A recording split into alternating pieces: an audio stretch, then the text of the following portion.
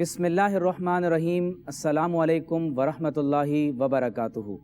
سب تعریفیں اللہ تبارک و تعالیٰ کے لیے جس نے انسانوں کو حضرت آدم علیہ السلام کی نسل میں پیدا فرمایا، اور بے شمار درود و سلام سید المرسلین خاتم النبیین محمد الرسول اللہ صلی اللہ علیہ وسلم پر، جن کی امت میں اللہ تبارک و تعالیٰ نے ہم سب کو پیدا فرمایا۔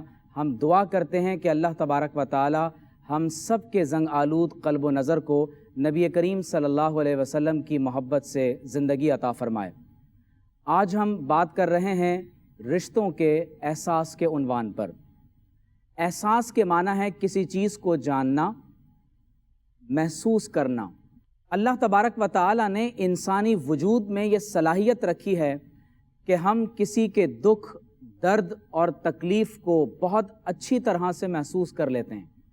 پروردگار عالم نے یہ صلاحیت حیوانات میں بھی رکھی ہے کہ وہ اپنے گرد و پیش کے ماحول کا بخوبی احساس کرنے والے ہوتے ہیں، لیکن جو دکھ، درد اور تکلیف کو محسوس کرنے کا جذبہ اللہ تبارک و تعالیٰ نے حضرت انسان کے قلب و ذہن میں رکھا ہے، وہ یقیناً انسان کو دیگر مخلوقات سے مشرف اور ممتاز بناتا ہے۔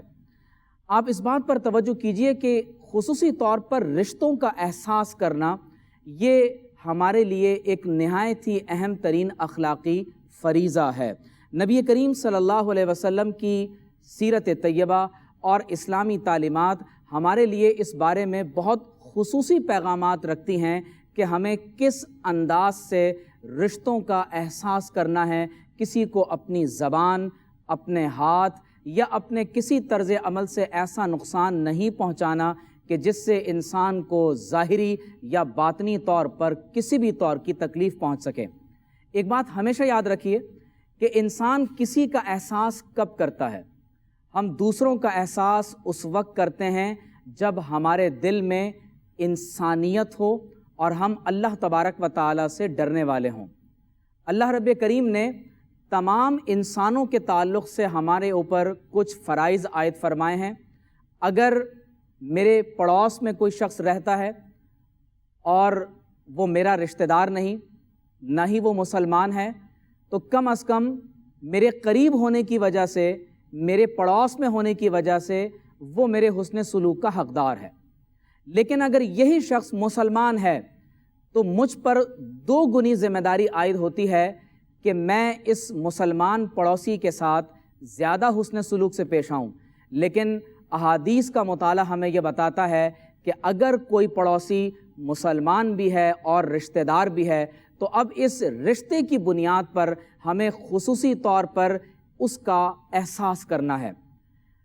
نبی کریم صلی اللہ علیہ وسلم نے انسانوں کو جینڈر کی بنیاد پر ایک دوسرے پر فضیلت کا بیان نہیں فرمایا۔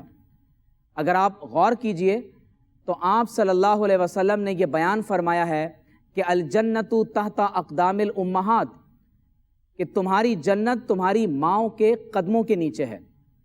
اب آپ دیکھیے کہ اگر ماں کا رتبہ ہم سے بلند ہے تو اس کی وجہ یہ نہیں ہے کہ وہ عورت ہے۔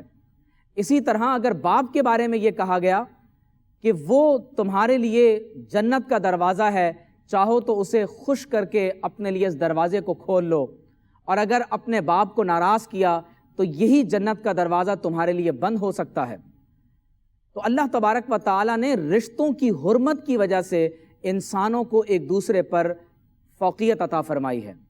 آئیے ہم قرآن مجید کا مطالعہ کرتے ہیں کہ اللہ تبارک و تعالیٰ نے رشتوں کے احساس کے بارے میں قرآن مجید میں کیا فرمایا، اور نبی کریم صلی اللہ علیہ وسلم کی سیرت طیبہ سے رشتوں کے احساس کے بارے میں ہمیں کیا تعلیم ملتی ہے۔ قرآن مجید میں اللہ تعالیٰ فرماتا ہے وَآتِ ذَا الْقُرْبَى حَقَّهُ، فرمایا کہ اپنے قرابت داروں کو ان کا حق ادا کرو۔ آپ دیکھیے کہ جب آپ زکوٰۃ ادا کرتے ہیں، صدقہ فطر دیتے ہیں، یا آپ کسی بھی طور پر کوئی نفلی طور پر خیرات کرتے ہیں، تو آپ کے مال اور مدد کے سب سے زیادہ مستحق اگر کوئی ہیں تو وہ آپ کے قریب ترین رشتہ دار ہیں۔ اور قرآن مجید میں اللہ تبارک و تعالیٰ نے یہی بات ارشاد فرمائی کہ وَآتِ ذَا الْقُرْبَى حَقَّهُ، کہ اپنے قریب ترین رشتہ داروں کو ان کا حق ادا کر دو۔ آپ صلی اللہ علیہ وسلم نے یہ بات بھی ارشاد فرمائی کہ اگر کوئی کسی کی زمین پر بالشت برابر بھی قبضہ کر لیتا ہے، فرمایا قیامت کے دن وہ ٹکڑے زمین اس کے گلے میں طوق بنا کر ڈال دیا جائے گا۔ اب آپ توجہ کیجئے کہ ہمارے ہاں اکثر اوقات جائیداد پر جھگڑا ہو جاتا ہے، بھائی بہن ایک دوسرے کی جائیداد کو ضبط کر لیتے ہیں، اور سب سے زیادہ اس ظلم میں عورتیں ہمارے سامنے مظلوم نظر آتی ہیں۔ ضرورت اس امر کی ہے کہ رشتوں کا احساس کرتے ہوئے قرابت داروں کا جائیداد میں حق ادا کیا جائے۔ قرآن مجید میں ایک اور مقام پر اللہ تعالیٰ نے فرمایا وَبِالْوَالِدَيْنِ احسانا، اپنے والدین کے ساتھ ہمیشہ احسان کا سلوک کیا کرو، ان کے ساتھ احسان سے پیش آیا کرو۔ فرمایا وَبِذِي الْقُرْبَى، اور اپنے قریب ترین رشتہ داروں کا احساس کرتے ہوئے ان کے ساتھ بھی حسن سلوک سے پیش آیا کرو۔ اسی لیے آپ صلی اللہ علیہ وسلم نے اس بات کا حکم دیا ہے کہ اگر کسی کے والدین کا انتقال ہو جائے تو آپ کو چاہیے کہ والدین کے انتقال کے بعد والدین کے بھائی بہن رشتوں کا احساس کرتے ہوئے ان کی ہمیشہ عزت اور تعظیم بجا لائیں۔ اسی لیے آپ صلی اللہ علیہ وسلم نے فرمایا کہ تمہاری خالہ تمہاری ماں کی طرح سے ہے۔ قرآن مجید میں ایک اور مقام پر اللہ رب کریم نے بالخصوص میاں بیوی کے تعلق اور رشتے کے بارے میں فرمایا وَعَاشِرُوهُنَّ بِالْمَعْرُوفِ، فرمایا اپنی بیویوں کے ساتھ نیکی کرتے ہوئے، حسن سلوک کرتے ہوئے اپنی بیویوں کے ساتھ ہمیشہ حسن سلوک سے پیش آیا کرو۔ قابل توجہ بات یہ ہے کہ جب اللہ تبارک و تعالیٰ نے اپنی بیویوں کے ساتھ حسن معاشرت کا حکم دیا تو اس کے فوراً بعد ارشاد فرمایا ہن لباس لکم وانتم لباس لہن۔ میاں اور بیوی کے رشتے کا احساس اجاگر کرنے کے لیے قرآن نے جو خوبصورت استعارہ بیان فرمایا ہے وہ لباس کا استعارہ ہے۔ فرمایا تم ان کا لباس ہو، وہ تمہارا لباس ہیں۔ لباس کیا کرتا ہے؟ لباس آپ کے حسن میں اضافہ کرتا ہے، آپ کے جسم کو سردی گرمی خزاں بہار سے بچاتا ہے۔ لباس آپ کے جسم کے عیوب کو چھپا دیتا ہے۔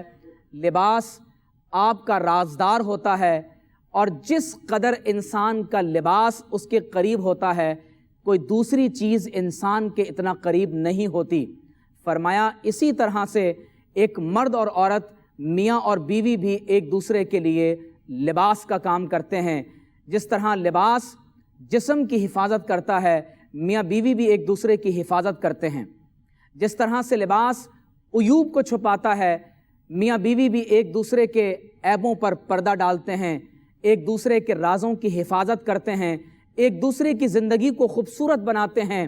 اور سب سے بڑھ کر یہ کہ اس رشتے کی بنیاد پیار، محبت، اعتماد، یقین، بھروسہ، اور سب سے بڑھ کر یہ کہ ایک ایسے لازوال عشق اور محبت کے رشتے پر ہے کہ جس رشتے کو اللہ تعالیٰ نے اس کائنات کا سب سے پہلا رشتہ حضرت آدم اور حضرت حوا علیہم السلام کے رشتوں کی صورت میں فرمایا تھا۔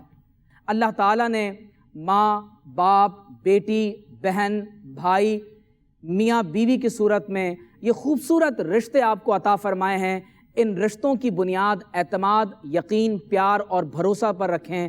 اللہ تعالی ہم سب کو ان رشتوں کی قدر کرنے کی اور ان رشتوں کا احساس کرنے کی توفیق عطا فرمائے۔